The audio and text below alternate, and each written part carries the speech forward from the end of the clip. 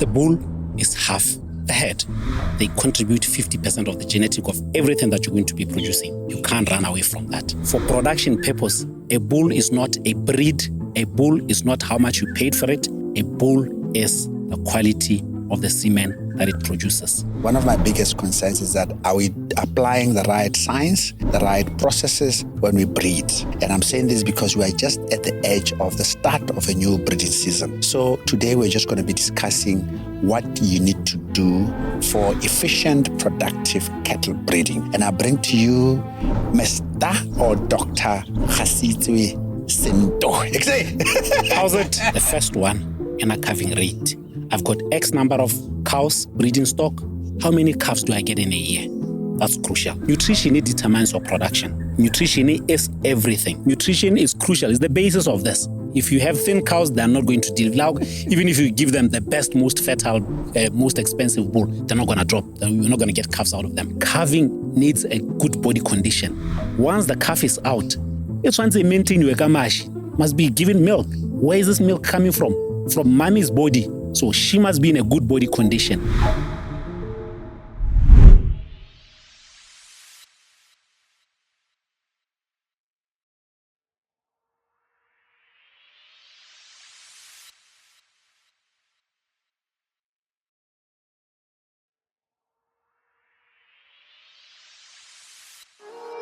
Welcome to the GrowthWell Podcast, where we tap into a well of knowledge, innovation, and leadership to fuel Africa's growth.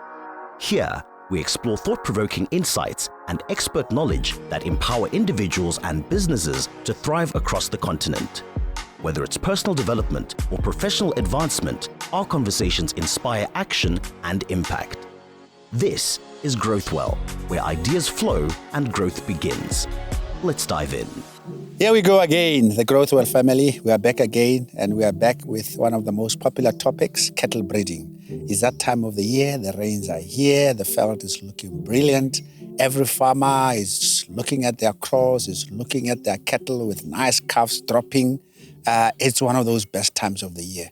But what I've always, I'm a consultant by trade. So one of my biggest concerns is that are we applying the right science, the right processes when we breed? And I'm saying this because we are just at the edge of the start of a new breeding season. In Southern Africa, our breeding season, you might say December or January starts.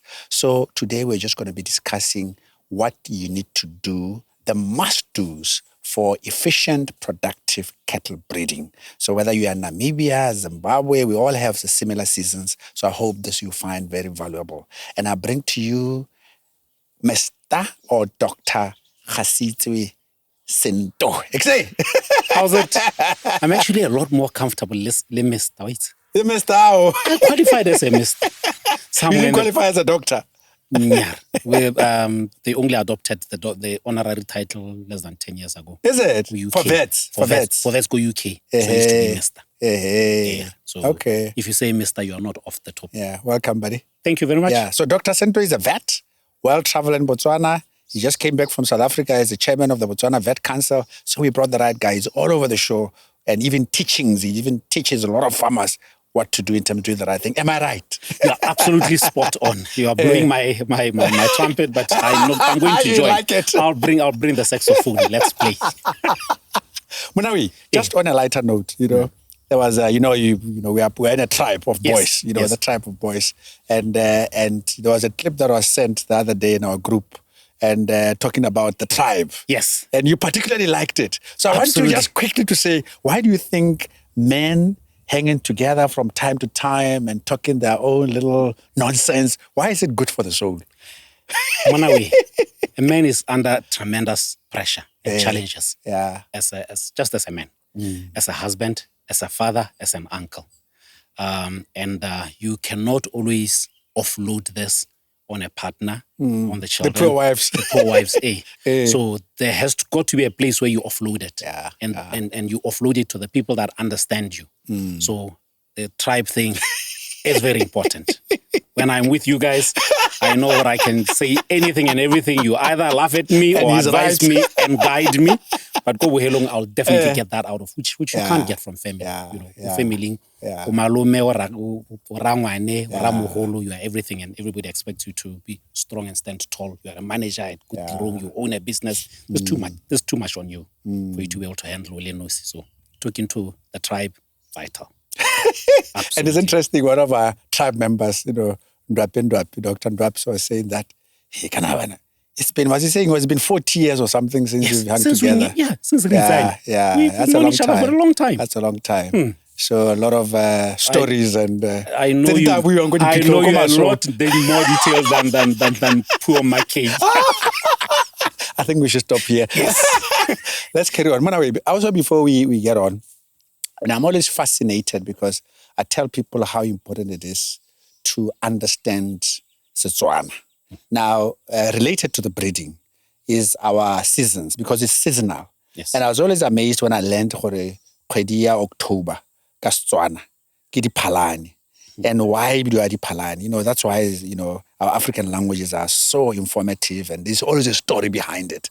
What diphalane is when the pala is an impala, and it's when the impalas are given birth. Yes. So there's a natural calendar. So I wanted to talk to the natural calendar, but we'll translate for those that don't know Setswana. How does, especially Lwetse, diphalane, which is September, October, and November, how the Setswana aspect of their names relate to breeding or to the seasons? Hey, I'm going to disappoint you here. Yes, thank you very much.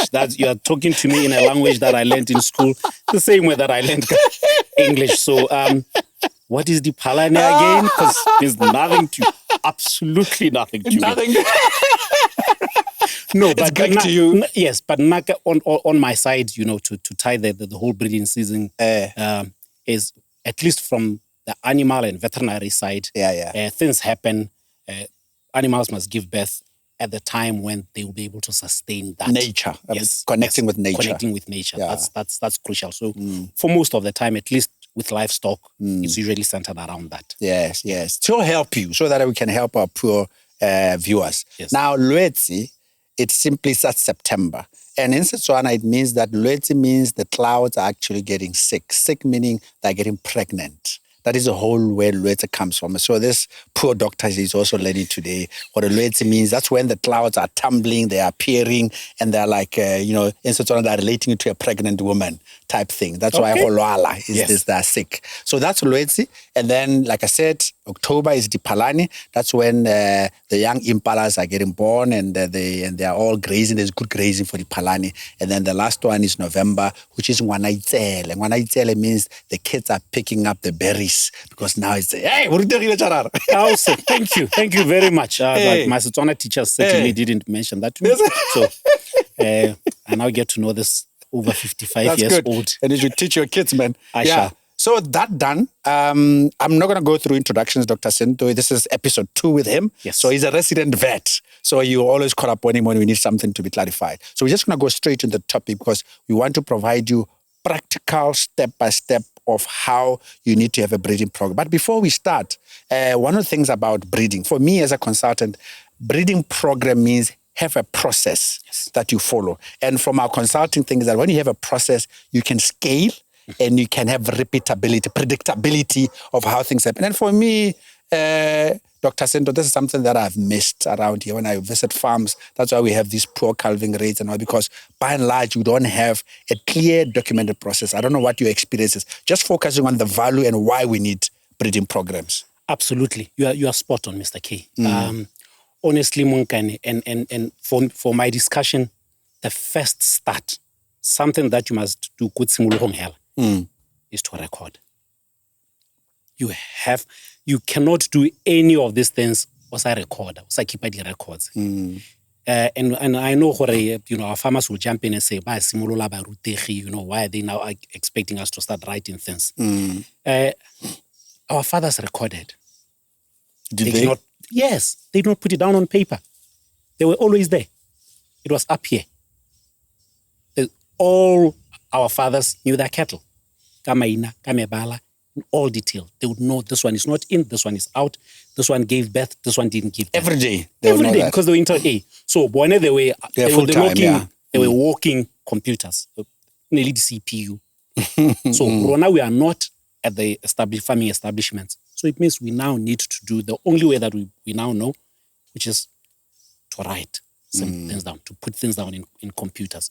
So you cannot do any of these things as a recorder. You will not be able to measure anything when you've not recorded. You must. It starts there. Okay. And crucially, the whole recording system also means continuity. Chance of create a chance of continuity should the guys that are there leave. You know what is happening. You know, so that you come and, you know, get excited and tell people of it. Somebody comes in, they're handed over documents that says, this is the performance of this farm. This is how things are done. So, are record, it makes absolute sense. Without it, honestly, whatever we do, just give you a real. So you must put down on paper, Mr. K had an farm. This is where the man started. This is where he's trying to get to.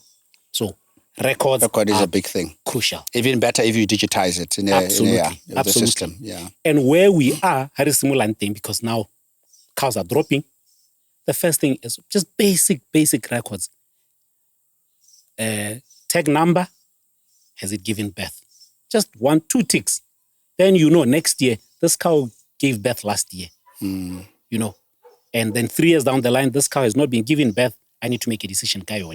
This cow gave birth in December. Now it's given birth in June. What exactly is happening here? Yeah. So that you can address this issue. So without record keeping, is just sharing information for the sake of sharing it. You will not be able to execute anything without those records. In business, when you do records, let's say you're an entrepreneur, you are looking at certain, what they call KPIs, key performance indicators. Yes. And with the discipline of trying to modernize our farming, then I suppose we'll need to say, what do we actually want to measure?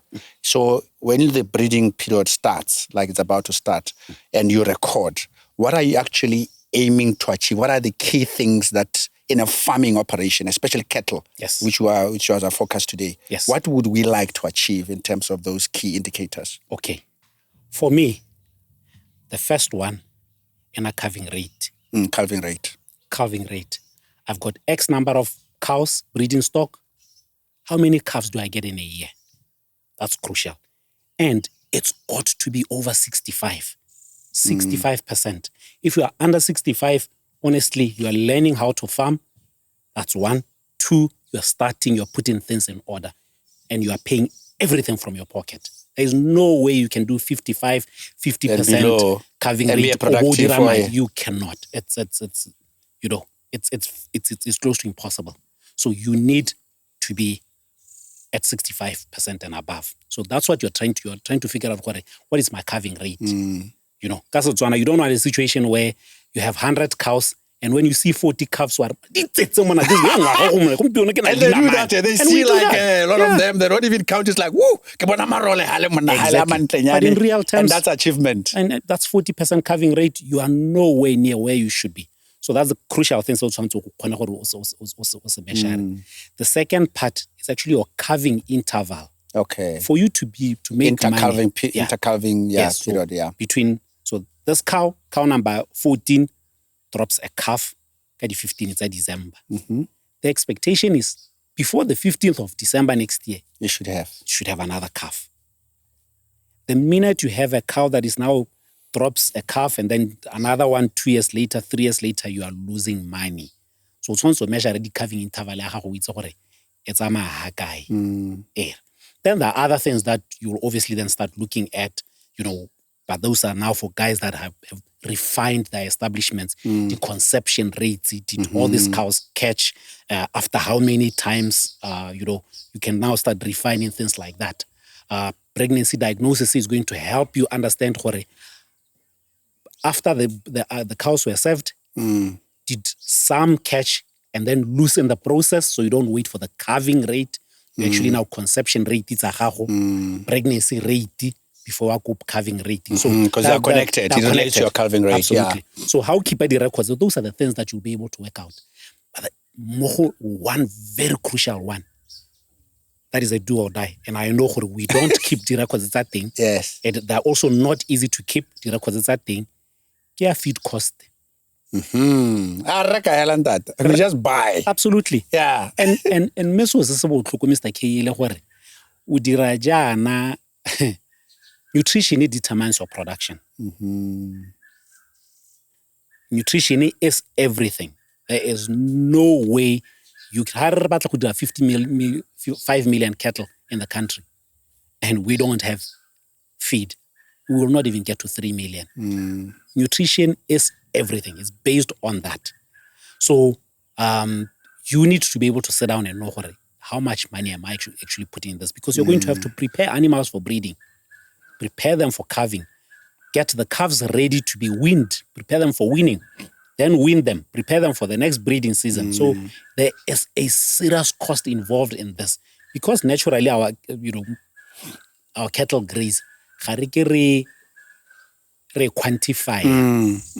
We only quantify the bags that we buy. With the agri-feeding, with the outlet thing. Correct. Those are the only ones. But you need to be able to sit down. If you have a farm, you need to be able to sit down and say, okay, the fact that this year I spent 50,000 and last year I spent 100,000 means what's the farm is carrying me something. Yeah. I need to start quantifying the fodder that you get from your farm, the pasture, value thinking. It's able to sustain X number.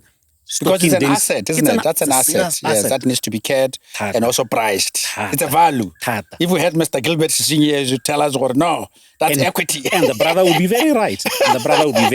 Yeah. Okay. Yeah. Now, let's summarize those, because this is a big lesson. And guys, I know that you've accused us in the previous thing where we are landowners, yes, which cost the whole hana in the industry. So I'm going to connect to that, because Botswana's calving rate, we're talking 40%. I don't know how Namibia and Zimbabwe and South Africa are doing, especially in the communal areas. But my just rough assumption is that we generally, in terms of the evolving of farming, especially for people of color, we haven't really, people always treat it as recreational outposts. Yeah. Co-farming, like you said, they'll be working somewhere. So you're saying if we don't look at these indicators, then it's going to be very difficult to have a profitable cattle operation. Absolutely. So you said inter-calving, calving rate, obviously, and conception rate, that's highly important, and then the feed. Because without this, I like it because they're quite connected. Without the feed, you're not going to get the conception, you're not going to get the calving rate, and so forth. Yes. So those are the fundamentals still what I hope our farmers I've been to farmers where the owner is a lawyer, the owner is a senior person in government, but for some reason, when they move from town or from the office to the farm, it's like two worlds apart. It doesn't matter. I shout at the head boy, and things are done undocumented. I don't know. I mean, there's that culture aspect as well. I don't know if it's a culture. Kapo King. You and I think will eventually win. We will win. To sit down and see Moraka as some backward place instead of a place that generates that's what wealth. I meant. Yes, instead of it, a few by the farm, Baba fancy thing, see it as an asset. That's mainly because it is bought. We paid money to acquire the asset. Exactly. Yes, it's bought at X amount, which is usually very significant. Yeah, it is maintained. At X amount. Your farm is going to take you $500,000. With the right defense, with the right, regularly maintained. So those. The owners then see us at the moment. Sometimes the bank is also on your back. Exactly. They want their money back. Exactly. So Moraka, on the other hand, sounds really casual. Is just another little Moraka is a cattle post. I don't know what you call it in Zim or whatever. Yes. But it's an informal setting. At least in Botswana, it's not a very formal setting. There are no title deeds to those things. So it's just a place where we go and we tend to be a little bit loose. Okay. But I think the economics of farming is going to force it's going to get better, you think? To look That's at it excellent. That's excellent. And then to make them a little bit fancier and better living. So I think as time goes on, better. We will and people like them. you teaching all over the show, that will be very helpful. That's also contributing, isn't it, to professionalizing our cattle industry. Yes, and hopefully the 5 million will come. Exactly. The cattle post is not a place to throw away used dishes and cutlery from the houses. It's a place where you go and buy your brand new things and take them there, because that's where you're going to generate wealth. Excellent. Now, let's get into the fundamentals of cattle breeding. In your teachings, I've attended some of your teachings, and you've also come to to our farm in Banyana, and you've critiqued and you've identified those bulls. You've embarrassed me in front of the boys about the performance of the bulls. But anyway, that's a matter for a different day. Yes. But why are bulls so critical to a cattle breeding operation? Yeah. And I need that to the message to be very, very clear for your whole operation in terms of profitability or revenue. How important is your bulls? Okay. The bull is half the head.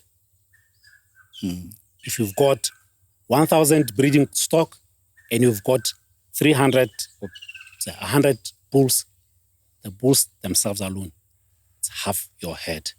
They contribute 50% of the genetic of everything that you're going to be producing. You can't run away from that. So you cannot take a chance with bulls. They have to be... Farmers always choose bulls on what they like. It's totally irrelevant to me. That's one thing that's made me very unpopular in Botswana with stud breeders. Yeah. I trivialize that part. Number one, it's a non-entity. It's things that you like. You like a Brahman, you like a Semen. This is what you think a Limonsin does. That's for you. I don't get involved in that. By definition, for production purpose, a bull is not a breed. A bull is not how much you paid for it. A bull is the quality of the semen that it produces. Breeding soundness. That's it. So to me, it means a low quality bull that's highly fertile is far much more important to a highly priced bull that is sub-fertile. So farmer out for production purpose, you can go and choose your bulls and pay whatever. I will never be part of that. That's your decision. That's your decision. For genetics, And I don't rubbish expensive bulls. I'm simply saying for production purpose, we're getting straight to, can it deliver? This genetics in the scrotum, can it be delivered and be translated into a head growing? So if you have a bull, the first thing that you're going to have to do is make sure that it is able to deliver that. How do you then prepare this bull for breeding purpose? First things first. And just to relate it to the season, because I don't know if some people introduce the bull in January or some in December, depending on heifers or cows. Just relate it to that as well. How could you get so that they can see by bag eye, so they can prepare themselves. Yes. I will do that, but I normally hesitate because you see, as a people, we have not moved crucially to having defined breeding seasons. I got you. So it becomes very difficult to say month this. So now it's open because a cow cycles throughout the year until she's pregnant. Right. So it means she can drop a calf anytime, January to December. Those 12 months, calving can happen. All we have is predominantly most of our animals will drop at certain time.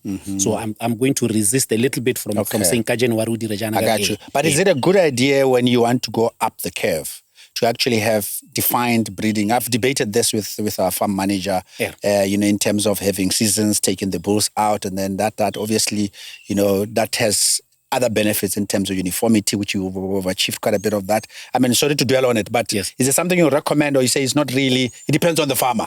I'll be very honest, it's something that I would encourage. Okay. It's something that I would encourage. I'm not going to laugh off people that don't have a breeding season. I understand. It's got a place, Leone. But for ease of management, when you have a defined breeding season, you know when things are done, like we do. Else. When you introduce the bulls, you prepare the bulls. Exactly. Yeah. Okay. Carry on. So, but here is what needs to happen, preparing a bull or making sure that your bull is available to do the work, irrespective of your season. First, nutrition. A bull is going to deliver only when it is in the right body condition. A thin bull, a skinny bull, where you see the ribs, you can't expect that animal to serve 50 animals, 50 cows. It's running up, jumping up, it's energy zapping. And most of the time, during the time of the breeding season or where cows are cycling, the bull doesn't eat. It's got a job to do. So it's very crucial for making sure the bull is in the right condition, preparing it for breeding season. Now here, again, crucial. You don't want a very fat bull. I know what the tendency is. We go to the shore. I bought this bull, Mr. K. It looked beautiful, so somehow you have a moral obligation to keep it at body like condition that, score extreme. You know, you do not want that. You do not want fat bulls. Don't work. They don't. They don't perform. It needs to be slightly under fatness. So between medium and very fat. Okay. So you go out of your way to make sure that you prepare your bull by giving the food to prepare for the breeding season. Now, I need to warn our farmers here, because when we say feeding the bull, we mean the 50 kg bags. We mean the 40 kg bags. Yeah, you need the finishers, bull finisher and so on. Bull rations and everything else. And it's fine. But please, farmers, I want to now talking as a vet. If your bull is living on those 50 kg bags alone, risky of forming these stones that then go and block is very high. It is very, I see a lot of it, and it is painful because most vets, we don't resolve those things. The chances of me successfully treating a blocked bull is 40%. What does it block? Remember, with the males, the pipe, the urinary pipe, and the sperm pipe are one. They are not two separate things. So the minute it is blocked, they're sharing the same line. So the minute a blocker urine, it is going to block sperm. So you want to make sure that predominantly they're feeding mainly what is natural. So it's high fiber. Okay. We can supplement the 50 kg bags, but please make sure that it has access to forage. Okay. To your lucens, to your natural grasses. That is crucial. So you want to get the condition to be under fat, but above average. Got you. That is crucial.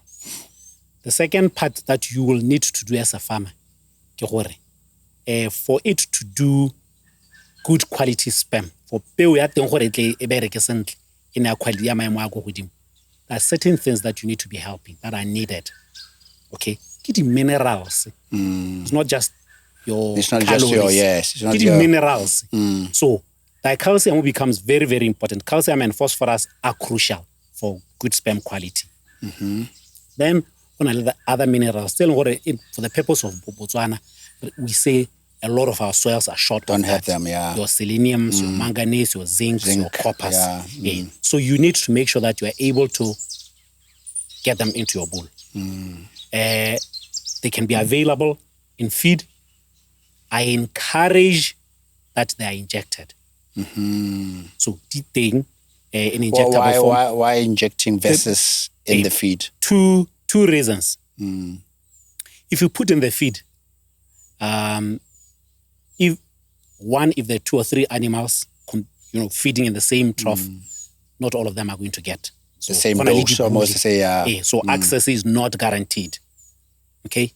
The other thing with it is even where you are feeding and you are sure it is going to get the minerals that you provided, sometimes they can be bound and not ready for absorption into the body. So you are giving it, but you don't know what else is being given that is going to hold onto this mineral and reduce its absorption in the body. Got So you. how can that? You're sure. Other clever folks, it's got the dose. They've worked it out. They said it needs X 10 mils of this product. Please give it, and you give it. So that's why I would definitely encourage. So I normally encourage farmers, like breeding season, make sure that every month, every 6 weeks, we have the minerals. If it's an injection form. If it's in feed, you make sure that it's available throughout. The 3 months before breeding is crucial. That's when you prepare your bulls. So that's what the farmer will do. The one thing Sarah Sidiring, for nice farmers, is assume this bull is fertile. Yeah. It's an assumption. Just by looking at it. Yeah. Sometimes it even behaves with a libido like as if it's okay. Fertile. And then we have another not very reliable indicator, fertility, which says, I can see the calves, so therefore it's fertile. It's okay. I don't sit down and laugh you off and say, you're fooling yourself. But just know it could be a sub-fertile bull. So it means will throw calves, but it's not going to give you the numbers that you're supposed to be giving, so you're supposed to be getting. So I encourage the farmer to do breeding soundness examination. So you get somebody to come and do your bull testing. That's how you guys call it. Does it actually have the quality semen that it's supposed to have? So most farmers before the breeding season, at least minimum every 2 years, you are running a relatively good establishment. The records are there to help you make a decision. Every 2 to 3 years, 2 years ideally, make sure that you do your bull testing. For all the bulls that had became sick during the year, those ones, it's important. How can you lumpy skin? Even if it has recovered, it affects its fertility. When it's had several infections, you've been giving all sorts of antibiotics, it's been having this skin condition, just before the breeding season, have it checked. Is it fertile? So that's crucial for preparing a bull. The one thing that I'm hoping that we'll one day get to, with our animal health technicians, Bakenti, and your vet, and your farm managers, have a standard basic form, physical examination before the breeding season. Of the bulls? Of all the bulls. Bull number so and so, date, on this day, we put this bull in the crush. No vet, no microscope, just inspection.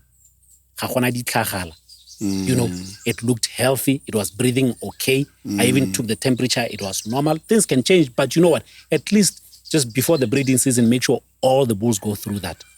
Crucially. Even ticks around scrotums and all that could be quite damaging, isn't it? Yeah. Absolutely. You need to be doing those things.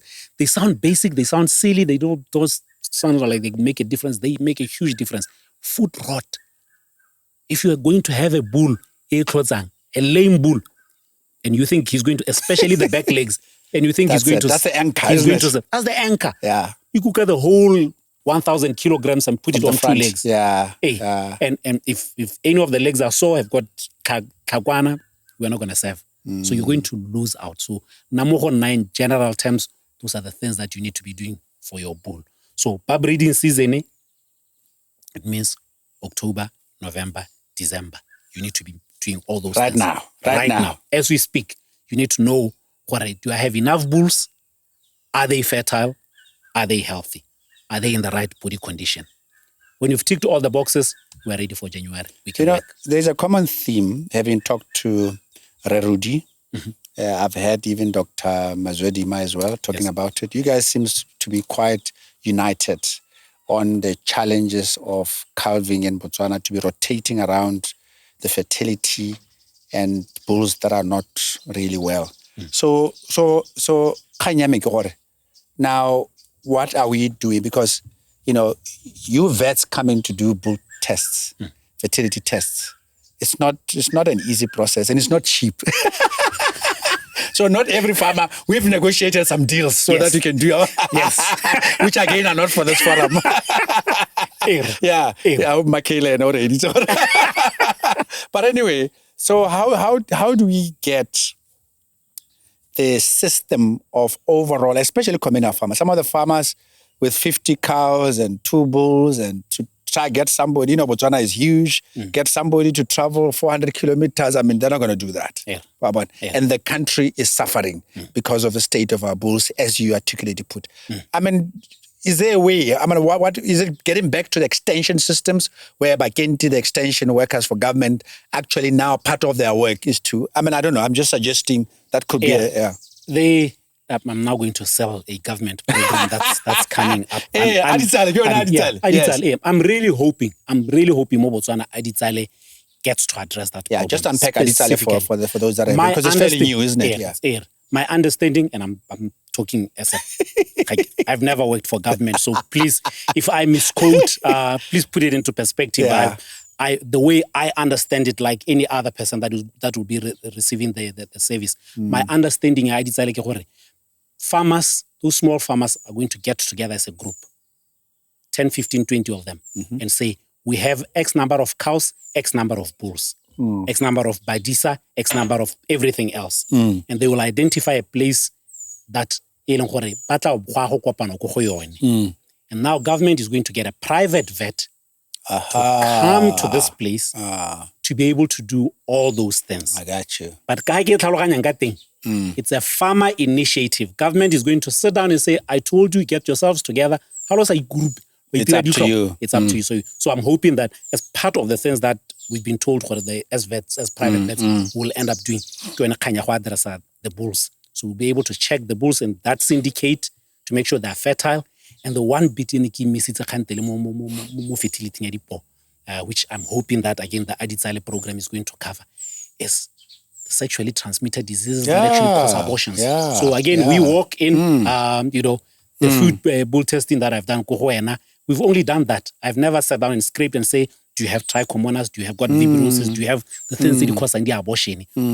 I've said to you, the bulls are fertile. And I'm hoping on the fact that nobody has said to me, there's we've been very lucky. We really haven't had so that's issues. Why, but I also end up sometimes holding back the commercial farming because you at least run a closed system. Yes. Where if you have a problem, you will know. If you suddenly have abortion storms, you'll quickly realize you have a problem and have it investigated. Absolutely. And then we'll get back to the bulls.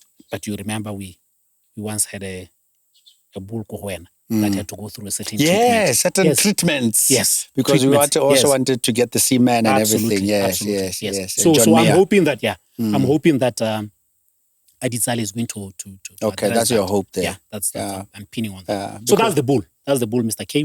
We've done with the bull. Yeah, just two things for the bull, because I think it's important for farmers, because I've seen farmers, the ratio of bull to cows is totally ridiculous. I've seen that with, can you just talk about the ratio and also when the bull can be introduced, because again, it's an issue of huge debate. Is it 2 years? When is it time to retire a bull? Just quickly, before we moved on. We move on from there. Right, thank you. Bull-cow ratio, it's a figure that everybody should know. Okay, 1 to 30. Now, 1 to 30, Mr. K. Because they're going to a camp. Where he's exactly. The paddock. They're in a paddock. They can cover that distance. Rona in communal grazing.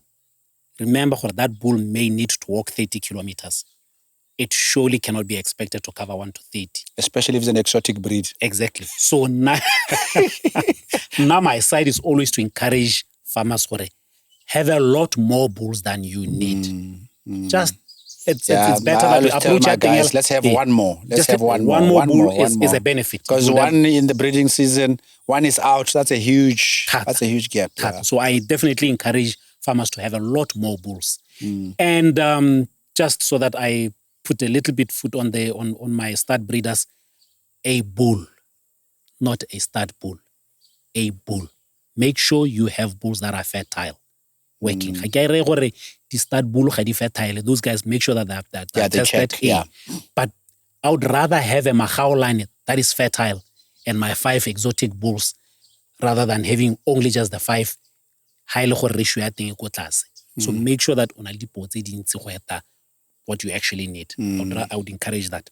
Second bit is, when do bulls start serving and what happens? They will mature relatively early depending on the breeding. I encourage for 18 to 24 months is when you can really start expecting this bull to start working. And when you start getting it to work at a young age, generally the guy saya its age converted into months. Okay? And know that is the maximum that it will handle. So 12 months bull, you should only give it 12 cows. At 24 months, only give it 24. How we can have Sento said ratio 1 to 30. No, not in a 1 year. It's too young. It's too young. So that would be the general guide. Picking 3 to 5 years. That's when you get your best. At that stage, this guy is at his maximum. He will serve. If he's healthy, he will be doing wonders 3 to 5 years. From 5 years, you start going down. Obviously, range. At exactly 5, not all bulls are like that. There will be bulls that will still be at peak at 7 years. That's but correct. as a good guys, as a good guide, we always say 3 to 5 years, peaky, and then anything after that, similar as a drop. And with the bulls, remember, with age, fertility is going to drop, dominance is going to increase. So it so they start becoming bullying others and rounding up and protecting. And they know exactly. But they have the advantage. Yeah, they're stronger, they're bigger. Mr. K also loves this bull more. He's now attached to it. So he doesn't even want to get rid of it. Even when he's not seeing the results, he's just like, from the good old days. That's true. So farmers need to just double check and make sure that fertility checks in older bulls are done more frequently, so that you make a decision that it's not productive and you can get rid of it. Got you. Yeah. Now we're done with bulls. Yeah. That's your production, the breeding cows. So tell us about the cows now. Right. We've rated the bulls. Yeah. Now the ladies and girls. Ladies and girls, preparation, nutrition is crucial. Nutrition is crucial. It's the basis of this. If you have thin cows, they're not going to develop. Even if you give them the best, most fertile, most expensive bull, they're not going to drop. You're not going to get calves out of them. And the females' body condition is even more important. Why? Because this cow must cycle, that's an energy sapping process. We trivialize it because we don't see it. But it demands calories. Energy, is it? To produce an egg is a process, and then to cycle. Imagine if you have an extremely thin cow and a 600 kg bull goes on that. How do you expect a 250 kg cow to handle weight? You will refuse to stand to be mounted because she's weak. So you need to make sure that the cow is in the right condition. The body condition of this cow is also crucial because once she's been served, she must now maintain this pregnancy. Whether she get this calf inside, it's energy sapping. So she needs to be in the right condition to maintain this pregnancy. She must be in perfect condition. Once she's maintained the pregnancy, she now needs to drop this calf. Everyone has seen it's not a 3 seconds job. The amount it's work. Of push, it's hard work. And some we have to help them even. If it's skinny, she will give up. She'll give up more processing. Then you have to call me and create all sorts of other problems in the process. So calving needs a good body condition. Once the calf is out, it's once they maintain your kamashi, must be given milk. Where is this milk coming from? From mommy's body. So she must be in a good body condition to raise this calf all the way until you wean it off at 8-9 months. And at that stage, it's already drop. So when it comes to the cow's body condition is everything. If you cannot do that, you have a serious problem. So what do I do to make sure that my cows are in the right body condition? First things before you get to feed them, it's weaning. Feeding a calf demands calories from the cow. When you decide to take off the calf, you are taking off a burden from the cow. She will get ready and prepare herself for all the other things, either for the pregnancy, to be able to calve. So weaning is crucial. Weaning because it can be done. Do we still have farms, especially in communal areas, that people don't wean? Yes. Yes, it's very difficult to wean more. It is very difficult. It's a very ignorant comment. It's a very difficult thing to do. Yeah, in a communal. But to be honest with you. But some people do it. I mean, we've done it in Barolon farms where they go that way. But it's hard work because some of them, they are labor. And all sorts of things. So but just because it's difficult doesn't mean we should not do it. Sure. Because if we don't win, our cow's body conditions and we're going to have a problem. Reproduction. It hits your calving rate again. It hits your calving rates in a big way. So body condition of this cow is very crucial. So we need to be able to look after it. Leone is going to be fed accordingly. You're going to sit down. My guide to farmers, it's a body condition. Nike did a scale. If you go into the books, 1 up to 9 and 1 up to 7. Yes, I see there's 1 up to 9 as well. No. You've talked about 1 to 5. Now I simplify it. These things are not, as it was a textbook. It's somebody sitting out trying to gauge. You can perfect it at a later stage. Nike 1 up to 5.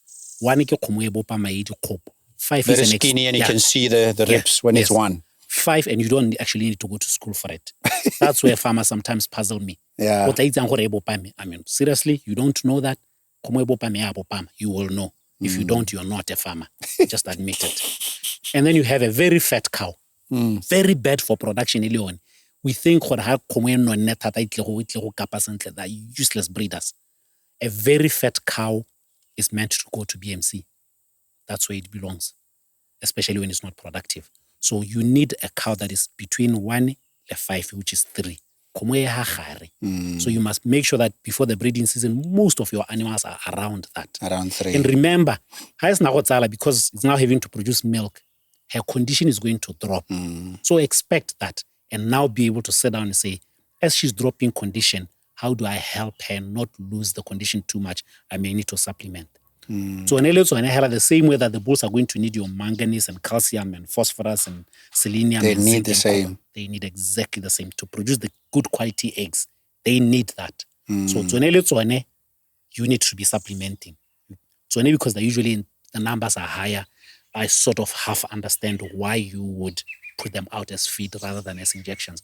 But again, where you are able to do the injections, rather do them. And again, you do monthly or every maybe before the breeding, at least twice before the breeding season, so that they get the minerals. They've received the minerals that they need, and then they're ready to be served.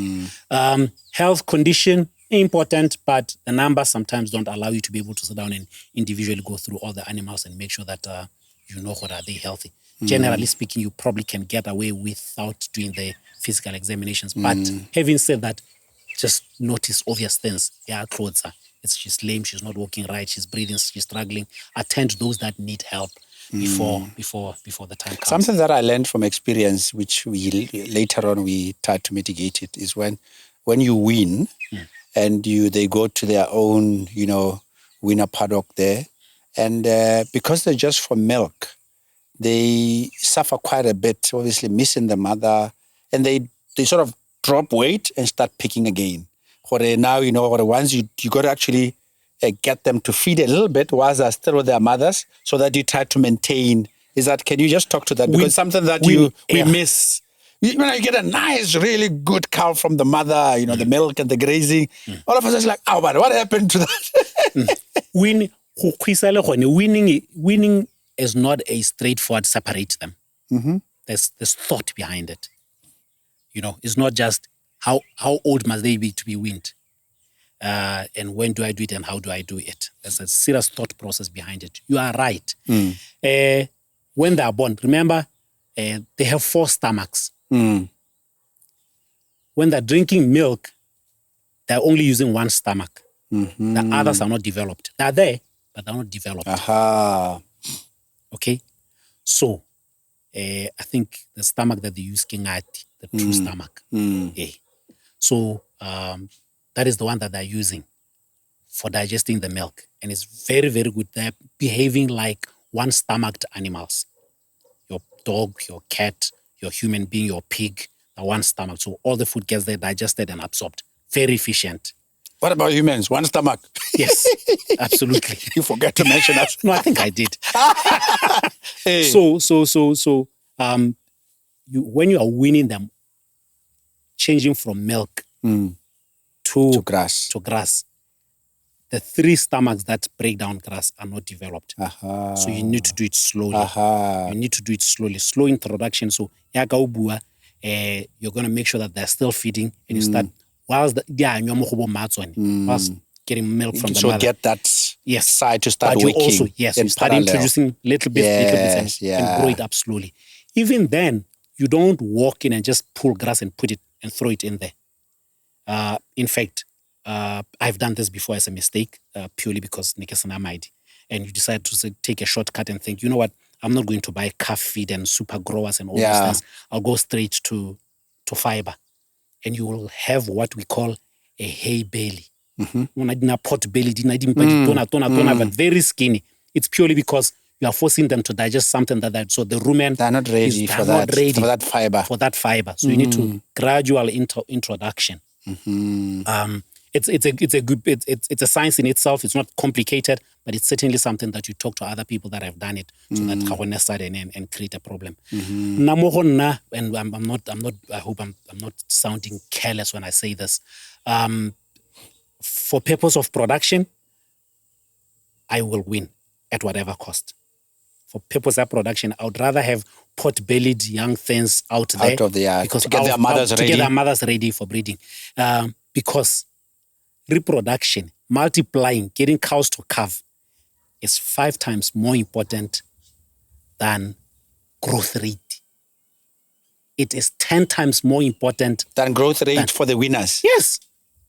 If Mr. K, we zoom into these breeds because we are saying growth rate, that thing, conversion, and all these fancy things that you have. I don't say they're rubbish, but I'm telling you the reality. Reproduction for the cow to give birth is 5 times more important than the growth rate. It is 10 times more important than the quality of the meat. So now you are saying you are driving, the stud breeders are driving the quality product. And we can have that quality, but if we've not reproduced it, it's a fifth of what is important. So that's why I would say I would rather make sure that I end up with pot-bellied, not skinny calves that I can sustain. And many of them. Because if the calving is there, the mothers are, then you get many of them. Eventually I'll sort them out. I would rather have that. So that's how I would prepare my cows for breeding. That's interesting. That's interesting. And then the sort of winning weight for those that got scale, some people can weigh with their eyes.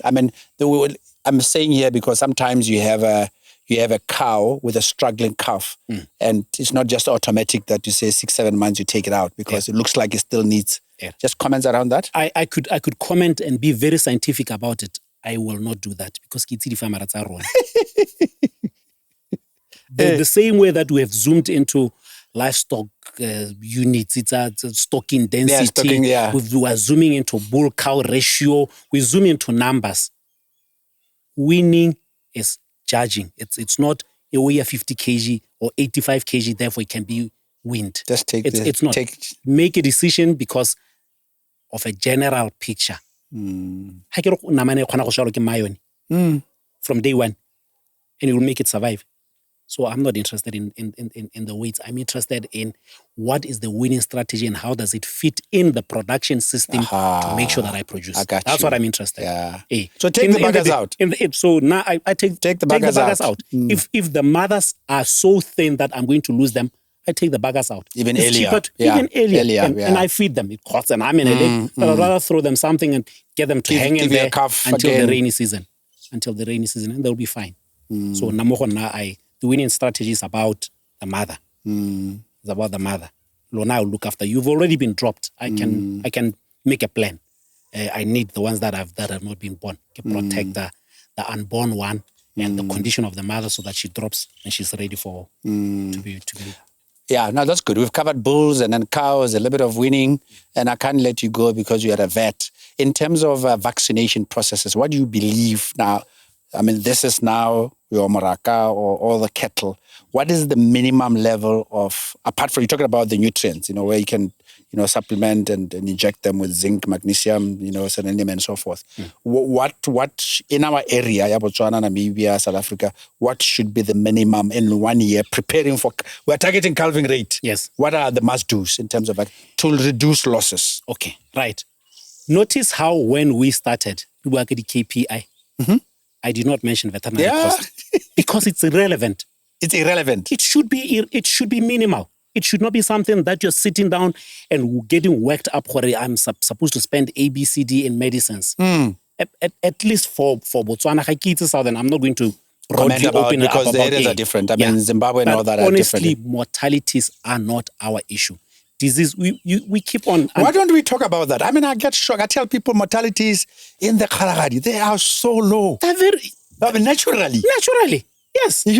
Diseases, we lose animals from diseases. Yeah. But Now, And just poor care. From Mogaralelo, because, we don't look after the cows when they are pregnant, and then they calve in the bush and they lose. Those are the type of, poor management. Yes. But just disease. No, shouldn't be a problem. Should not be a big problem at all. Okay? It shouldn't be. But having said that, diseases are out there. Diseases are out there that can be prevented and that can be dealt with. Like now there's an outbreak of. So now, what we should be doing as farmers is we listen. Of lumpy skin, lumpy skin. Yeah. We listen to the weather people. We see how the weather is turning out. It sounds like we're going to have a wet season. So, lumpy skin. And lumpy skin in Nakohona is going to be crucial with the bulls because it affects their fertility significantly. All viral diseases will trigger a temperature, highly infection. We always think of flu because that's a viral disease. Headaches. What are you saying about men and fertility when they get flu? Anyway, carry on. Oh, naughty young man. So, there are vaccines that ought to be incorporated more programs are on. Anthrax, I will always encourage. Okay? That's why it's supported by government as well. Yes. Mm-hmm. And the reason I will encourage it is not because we have a lot of it. The problem with it is when it comes, you just see dead animals. So I will encourage you to because you will never see an animal sick from kwatsi. You will only see an animal dead from kwatsi. So rather prevent the losses. So I will always encourage that. Botulism, I'll fit it in. But Leoneyaka season, so that's before the dry season. I will always encourage that. Black quarter. This is around April, May, just on the verge of the dry season, isn't it? April, May. So I'll because it's due to shortage of, it's also related to phosphorus and the minerals. The animals will crave chewing bones that's right. at the dry season. And that's where they will most predominantly get their botulism from. Okay. And then... your popular one. Okay, pulp kidney failure. No, so not pulp kidney. Pulp kidney, the famous it doesn't exist. It's not a big problem. Pulp kidney is not a big problem in cattle. It tends to be a small stock. Mainly, So, but anyway, I was going to say to get to black quarter. Black quarter, Because again, it's a disease that is there, and again, you are less likely to see an animal that is sick from Botswana and treat it. Most of the time, you'll pick up from losing animals. So I'll always ask that it be incorporated. Again, government supported. Black quarter, Lekwatsi. But farmers, if you're going to sit down and think government is going to vaccinate for you, you'll wait for years. You're not farming. All the vaccines except for lumpy skin are cheap. They're not even affordable. They are cheap. You're talking 1 to 3 pula, under 5 pula per animal. So I've never understood why we would hesitate to do that. So namorona vaccinate. When government comes and they want to do it for you, that's fine. They can do it even when you did it last week. It's not harmful. But don't sit down and say government is going to come and support me these vaccinations. So rather solidly do them. Lumpy skin is expensive. There you are knocking easily 20 to 30 pula per animal, sometimes even higher, depending on what pricing I'm about. I'm not a very rich farmer, so what I do, even as a vet, I target the high-valued animals. I'll be very honest with you. If I buy a bottle of 50 doses, I make sure that your royal cows that really produce. The guys that look after me, I go and make sure that. And the other thing is just systematically vaccinate the ones that I might be selling soon, because animals with lumpy skin are not attractive. The meat is fine. So to me, those are my vaccinations. Don't talk pasturella to this vet. I was waiting for that. Try somebody else.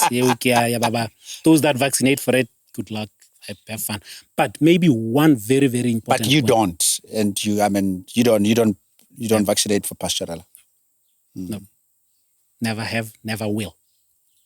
The only time that I'll do it is the day I go into feedlotting and I have lots of animals from different places in a stressful environment, and blah, blah, blah, I'll definitely do it. Okay. But my cattle out in Hukwinsi will never receive a pasturella vaccine. And you've never had issues? My animals died just like anybody else's animals, vaccinated for pasturella or not vaccinated for pasturella. Those that do it, it's okay. You're not doing anything wrong. Okay. But I worry that we zoom in and make it a monster. It will never be a monster. Okay. Not in our system. So summing up vaccination, is that about it? Summing up vaccinations, that's about it. Now, the one thing that I want to encourage the farmers to do, calving rate and making sure that the animals are available and everything, there's something that is crucial. You will know you are running a solid setup, Mr. K, where you can have calving rate over 65%, 2 calving interval under 12, 12 months. Under 12 months, yeah. 12 months. There's another thing that you need to be doing. What's that? Compress your calving period to 6 to 10 weeks. That means Mr. K is sitting down with October. You do not expect any calf after November. Then you are running a solid system. It is crucial. Over 3 months, 4 months, they are messing things up. You will never plan, this one receives dicalcium iron link. It is so varied. You want to compress that into a very, very short thing. Front loading. You want to make sure that when you start your breeding season, 60% of your cows are pregnant from the first month. So that the bulk of your head, January, breeding season, January, you are sitting down knowing 60% of my cows are going to drop October. You plan. You know it. Then, but you are confusing me because I thought earlier you said you don't want to prescribe breeding season and when you start, I thought, actually, just to correct, you said you'll recommend it, but a lot of farmers they just drop throughout the year. We've got inconsistent, like you said, you are the whole year running around with calves. Yeah. Because I recommend a breeding season, I'm going to say, by the breeding season, how about to improve? How about to improve and get things even better so that you run a solid establishment, an enterprise that has its cut points. This I do this, then I do here, then I do here. You want to compress your calving period. It is crucial. No, I've seen that. It's brilliant. It will when make you have a huge 3 months of calving and you're done. And they are uniform. So you can plan even your sales nicely, sales cycles. 3 months. Carry 6 weeks. 6 weeks. Ideally, yeah. So you don't want to go beyond 10 weeks. I got you, yeah. When you're starting, play around, but try and get it compressed. Okay. Homo hubidiwa reproduction momentum. That's the momentum that we also lag in our industry. The fact that your breeding season, everything is over a long period of time contracted, then you have a momentum. Then you can take leave how bereka. Why is it January? How about Christmas? In the middle of this, that's when I take my 2 weeks off. I'm going to make sure that my bulls are examined. I'm going to see things di bereka. Spending, X period of time, again, that time of the year is everything. So when you've compressed everything, you'll be able to do that. Or manage it with a lot easier. Because when a strategy, it's that thing. In my opinion, if we do basic things like that, and it's not rocket science. I've not said anything saying what it comes from, anything. It's just things that if we put basic things like that in place, trust me, your 30 cows are going to generate something for you. Your 50, your 70, your 100, your 1,000 head is going to generate. And then you will be successful, you'll be profitable. The country, the industry, everything benefits from that. Mongwe le mongwe a rona o contributor mo industry and we'll be able to grow it. We need the farmers tse di lemang yaanong. Yeah. Because our country is overgrazed. We need farmers that are now sitting down saying, you know what, when guys are doing maize and sorghum and everything else for the brewery, I'm only concentrating on producing livestock feed. Full stop. For the industry or for yourself, whichever way. Absolutely. Ibile gompieno go bua ga tona le 1,000 cows coming in from Brazil. It's a mash. Yeah. How are we going to feed them? You can't feed them. Get 50 kg bags. It's not sustainable. You can. You'll be very poor in 6 months. even as government of Botswana. So we need to be able to sit down and find ways of making sure. Because we've killed our felt, eh? We've killed our felt big time. By the policy, all the same. We've not done well in managing our pasture. Now, good. I think I want you to give you a rate, because you gave me a little bit of optimism in your thing to say that things are actually getting better. I don't know if I picked you correct. So I want to put you on the spot and say, when you had to rate Botswana's cattle breeding, let's keep the start out because they are special, and there are regiments from the societies that we have to comply to. So we don't have a choice. Yes. We have to do things, like Inter-Calving, weighing, and every 200 days we have to weigh. Yes. It's quite intensive. Yeah. But in terms of communal and commercial farms, how would you rate where we are in Botswana out of 10?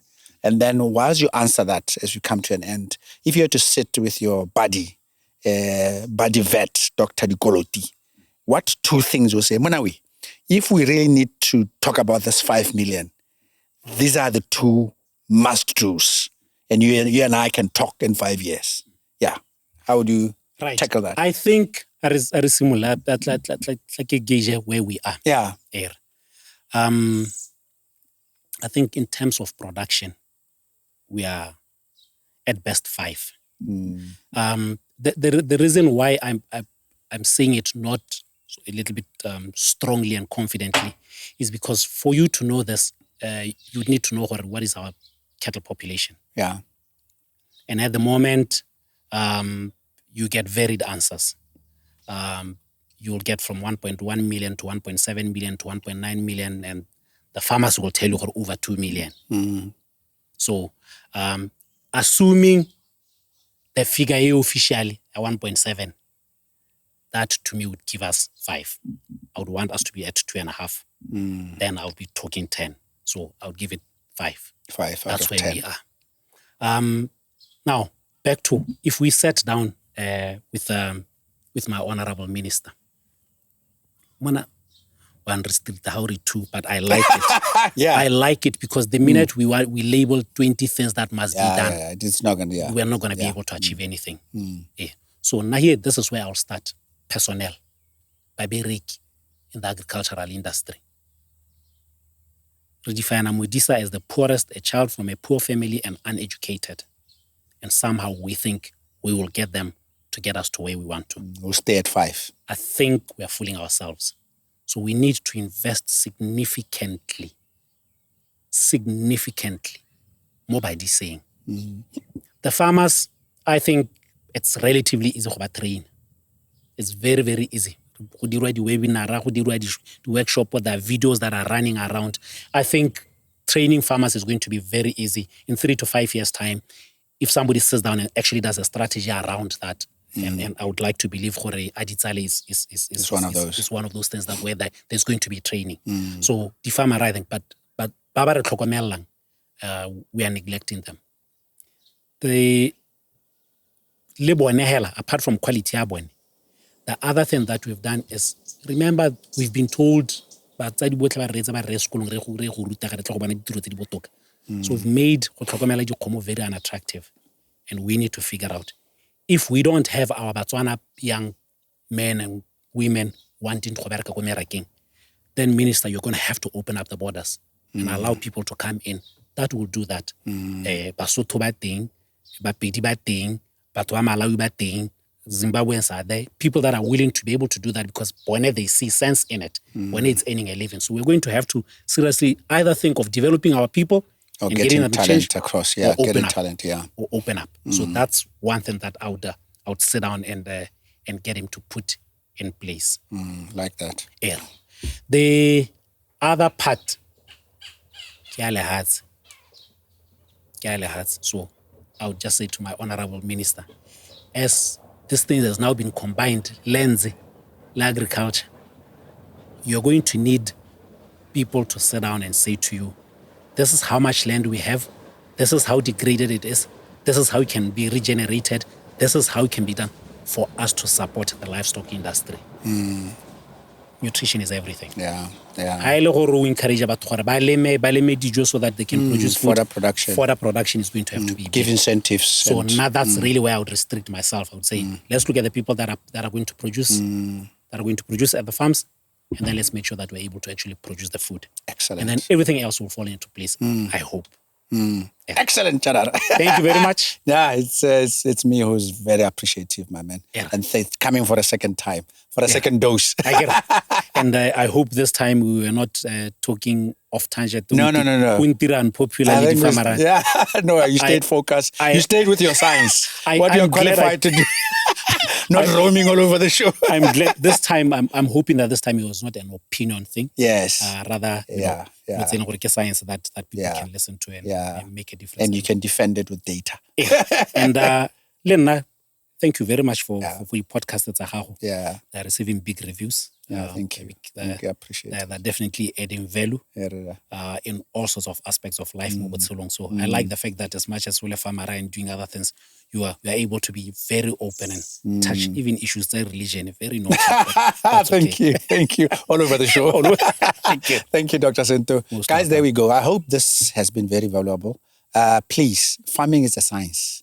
We do accounts, we do mining, we do manufacturing. There's a scientific process. Indeed, even farming is a scientific process.